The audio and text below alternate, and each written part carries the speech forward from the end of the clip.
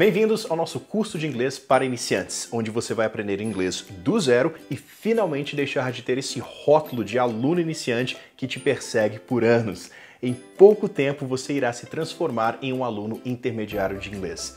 Aqui no curso você vai ter acesso imediato a 37 aulas completíssimas com todos os detalhes sobre cada tema para que não haja dúvida nenhuma ao final do estudo de cada assunto.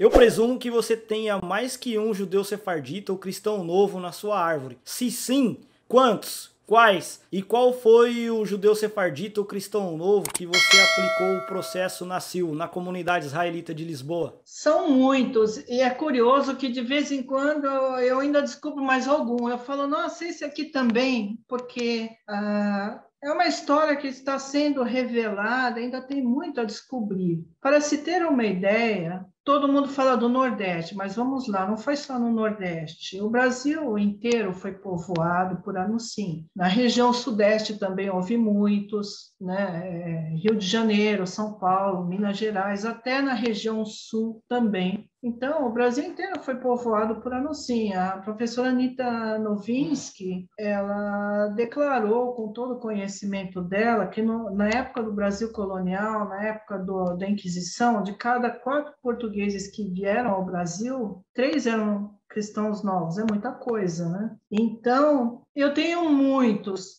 assim...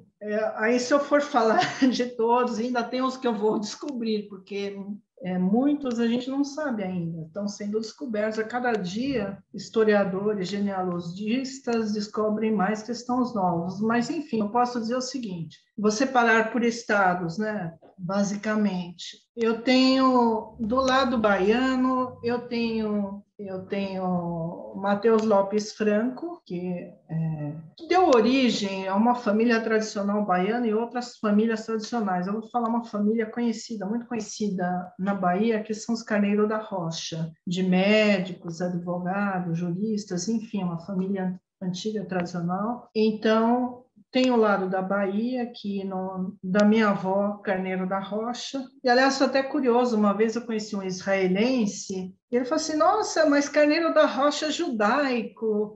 Eu falei, mas como? Por quê? Aí ele falou assim, não, porque lá em Israel tem muita gente com sobrenome Carneiro e Rocha, porque no Monte Sinai os carneiros sobem nas rochas, tem muito carneiro subindo nas rochas.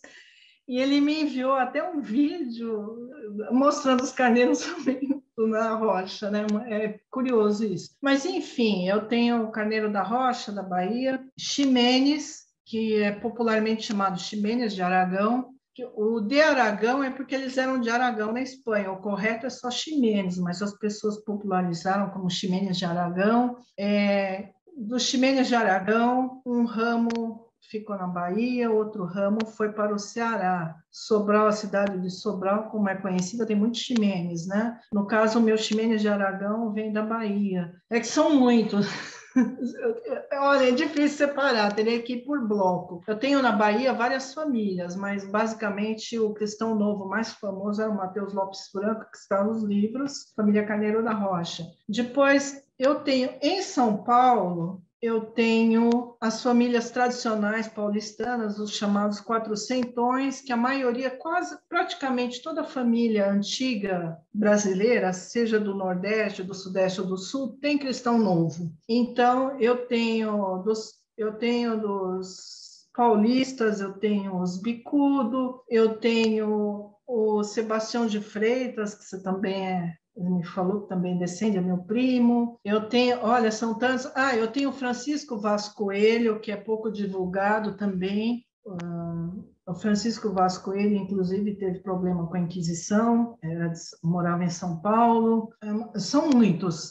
Eu vou resumir nesses mais conhecidos. Tem no Sul, eu sou descendente de um patriarca que é pouco divulgado também, que era de ascendência cristã nova, o Ornelas, que povoou lá, foi patriarca na cidade de Viamão, Rio Grande do Sul. Assim como eu brinco, eu falo que metade de São Paulo descende de Bicudo, metade do Rio Grande do Sul descende do Ornelas, de Abreu, que era cristão novo, com origem na Ilha da Madeira, enfim, pelo lado da Ilha da Madeira, do Ornelas, vai dar numa família, os Calaça, que teve muitos perseguidos. Olha, os Calaças tiveram cerca de 16 processados pela Inquisição, isso só numa família. Os Bicudo não tiveram processados pela Inquisição, até porque foi mais difícil também por isso, porque os Bicudo, eles se assimilaram e não eram, assim, não transpareciam nada judaizante. As famílias foram mais perseguidas, foram aquelas com fama de judaizantes, que foram mais as do Nordeste, né, que eram mais judaizantes. Mas São Paulo, eu tenho muitos. Aí eu escolhi o Mateus Lopes Franco, da Bahia, por 2 motivos. Primeiro, que era mais barato, tinha menos certidões, dava menos volta, porque você tem uns que dão mais voltas, sai mais caro. Então, e também como uma homenagem, eu achei justo, nós achamos justo homenageá-lo, porque ele sofreu muito com a Inquisição, ele foi preso, os pais, a família toda foi muito perseguida, e ele morreu querendo voltar para Lisboa. Eu soube disso e eu fiquei chateada, porque ele